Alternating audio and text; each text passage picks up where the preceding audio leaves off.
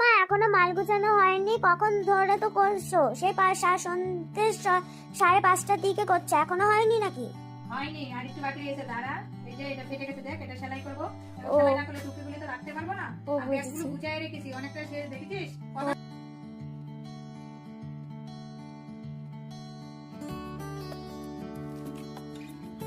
বন্ধুরা, আমি কোনোদিন ভাবিনি যে এরকম কাজে আমার যেতে হবে।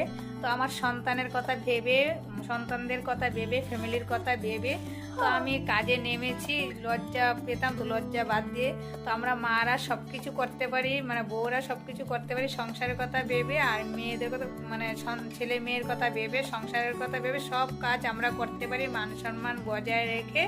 তো আমার ভিডিওটা যদি ভালো লাগে অবশ্যই একটা লাইক করবেন আর চ্যানেলটাকে সাবস্ক্রাইব করে আমার পাশে থাকবেন। দেখা হবে আগামী কোনো মিনি ব্লগে। তো আপনারা ভালো থাকুন, সুস্থ থাকুন, টাটা।